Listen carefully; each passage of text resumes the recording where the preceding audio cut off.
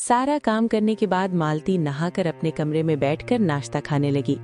उसने एक दो निवाला खाया, तभी अचानक लीलावती और कविता उसके कमरे में आ गईं।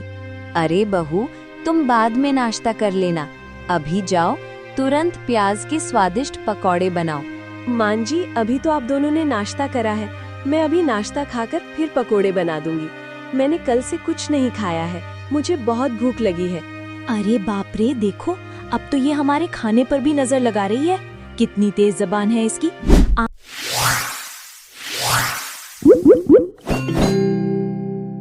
कहानी जोन्स।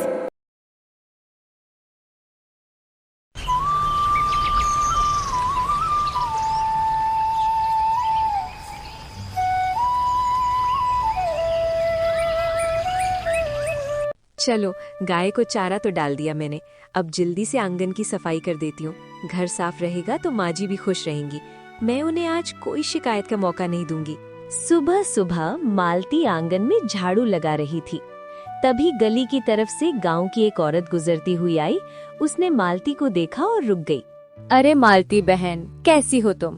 घर पर सब कैसे हैं? सब ठीक तो है ना? हाँ बहन, मैं ठीक हूँ और भगवान की कृपा से घर पर भी सब ठीक है। औरत के जाते ही मालती की जेठानी कविता बाहर आई। उसने मालती को देखा और तुरंत भड़क गई। अरे ओ मालती, सुबह सुबह यहाँ पंचायत लग रही है क्या? काम छोड़कर औरतों से बतियाने का पूरा समय है, लेकिन घर के काम के लिए नहीं। अभी तक झाड़ू ही लगा रही है। रोज यही तमाशा रहता है। घर में किसी को नाश्ता चाहिए या नहीं, इसकी तुझे कोई फिक्र नहीं है क्या? दीदी, बस आंगन की थोड़ी सी सफाई बाकी है, अनाज भी साफ कर दिया है। मैं अभी बस अंदर जाकर नाश्ता बनाने ही वाली हूँ। तू रोज यही नाटक करती है, सुबह का सारा समय बर्बाद कर देती है। जब देखो तब कोई ना कोई काम अधूरा। ऐसा लगता है जैसे जानबूझकर हमें भूखा रखना चाहती है। नहीं दीदी, ऐसी कोई बात नहीं है, आप मुझे गलत समझ रही हैं। भला मैं क्यों आप लोगों को जानबूझकर भूखा रखूंगी? इसी बीच मालती और कविता की सास लीलावती बाहर आई। ये सुबह सुबह क्या शोर मचा रखा है तुम दोनों ने? पूरा मोहल्ला सुन रहा है। तुम दोनों को लड़ना ही है तो घर के अंदर लड़ो, यहाँ मोहल्ले में मेरी नाक मत कटवाओ। माँ जी, देखिए ना, सुबह सुबह काम छोड़कर गली की औरतों से बातें कर रही हैं। ये मालती अभी तक झाड़ू लगा रही है। नाश्ता बनने का कोई ठिकाना नहीं है। अरे, अभी तक झाड़ू ही लगा रही है? दिन चढ़ाया है, कामचोर कहीं की। बहुत फुर्सत है तुझे, घर का काम पड़ा है और तू गपशप कर रही है। माँ जी, बस 2 बातें हुई थी, मैं काम ही कर रही थी। बस थोड़ा सा काम बचा है, अभी अंदर जाकर नाश्ता बना देती हूँ।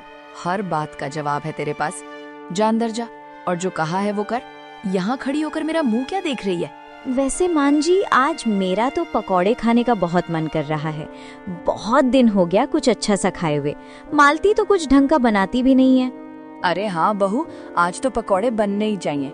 रुक जा, पहले नाश्ता कर लेते हैं, फिर इस गरीब की बेटी से पकौड़े भी बनवाएंगे। मालती चुपचाप बिना कुछ कहे अंदर चली गई। उसने चूल्हा जला लिया और नाश्ता बनाना शुरू कर दिया। थोड़ी देर में नाश्ता तैयार हो गया। मालती ने अपनी सास लीलावती और जेठानी कविता को नाश्ता निकाल कर दिया और खुद बैठक में पोछा लगाने लगी। सारा काम करने के बाद मालती नहाकर अपने कमरे में बैठकर नाश्ता खाने लगी। उसने एक दो निवाला खाया, तभी अचानक लीलावती और कविता उसके कमरे में आ गईं।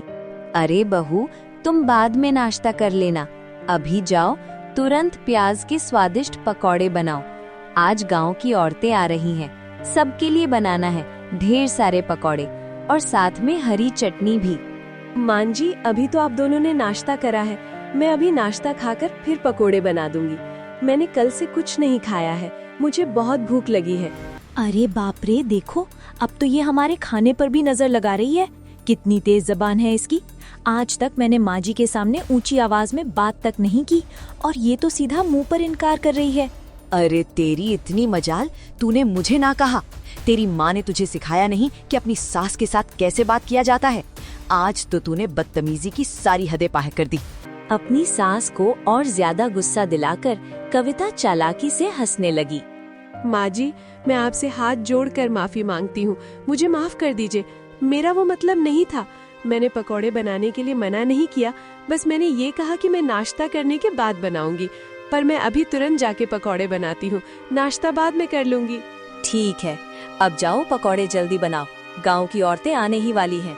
मालती ने बड़े मेहनत से प्याज के ढेर सारे पकौड़े तैयार किए। साथ में उसने हरी चटनी भी पीसकर तैयार की। उसने गरम गरम पकौड़े थाली में सजाए और फिर बैठक में लेकर गई। गांव की औरतों के साथ लीलावती और कविता भी बैठकर गर्मा गर्म पकौड़े और चटनी खाने लगे। सारी औरतें बातें करने लगीं, हंसी मजाक करने लगीं। अरे वाह मालती बहन, तुम्हारे हाथों में तो जादू है। मैंने इतने स्वादिष्ट पकौड़े कभी नहीं खाए। तुम तो अन्नपूर्णा हो।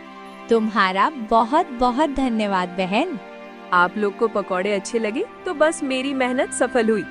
मालती की तारीफ सुन कविता को बहुत जलन होने लगी। कुछ देर बाद रात हो गई।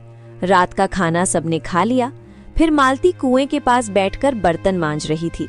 वहीं आंगन के एक कोने में लीलावती अपनी चारपाई पर बैठी थी और पास में ही कविता भी बैठी हुई थी। दोनों धीमी आवाज में बातें कर रही थी। माँ जी, मैं एक बात सोच रही थी। ये मालती रोज सुबह सुबह उठकर घर का सारा काम निपटा देती है, फिर दिन भर ऐसे ही खाली बैठी रहती है जैसे इस घर की महारानी हो। हाँ बहू, तुम बिल्कुल सही कह रही है। सारा काम जल्दी निपटाकर बाद में सारा दिन आराम करती है। तो क्यों ना मांझी उसका ये खाली समय काम में लगाया जाए। हमारी गाय है ना, क्यों ना उसका दूध निकालकर गांव में मालती से बिचवा दें। अरे हाँ बहू, ये तो मैंने सोचा ही नहीं। हमारी गाय इतना अच्छा दूध देती है और हम यूं ही रहने देते हैं। माँ जी, मालती सुबह सुबह ही सारा घर का काम कर लेती है। उसके बाद उसी से गाय धोवाएंगे और फिर उसी को दूध बेचने भी भेजेंगे। कम से कम कुछ पैसे तो घर में आएंगे। बिल्कुल सही कहा। कल सुबह से ही ये काम उसी को सौंप देंगे। गाय का दूध भी वही निकालेगी और गली गली जाकर बेचेगी भी। मैं उसे अभी बुलाकर कह देती हूँ। मालती, तुमसे कुछ जरूरी बात करनी है। कल से तू गाय का दूध निकालेगी और गांव में बेचने जाएगी ताकि घर में कुछ पैसे आएं। तुम दोनों के पति शहर से कब लौटेंगे अभी कुछ पता नहीं। घर में पैसों की जरूरत है, इसलिए तुम्हें ये काम करना होगा। माँ जी, पर मैं तो गांव में ज्यादा लोगों को जानती भी नहीं हूँ। मेरे लिए सारे नए नए घर हैं। मैं कैसे सबके यहाँ जाऊंगी? अरे वाह, अब ये नया बहाना शुरू। दूध बेचने में कौन सी पढ़ाई लगती है? मोहल्ले की औरतों से बतियाना आता है तो अब उनके घर जाकर हमारी गाय का दूध भी बेच ही सकती है तू। तो ठीक है बहू, तुम कल सवेरे घर का सारा काम निपटाकर गाय का दूध निकालकर बेचने जाना। ठीक है माँ जी, जैसा आप कहे मैं कल से इस नए काम की शुरुआत करूंगी। नमस्कार प्रिय व्यूअर, अगर आपको हमारा ये वीडियो पसंद आए तो लाइक, शेयर और सब्सक्राइब करें।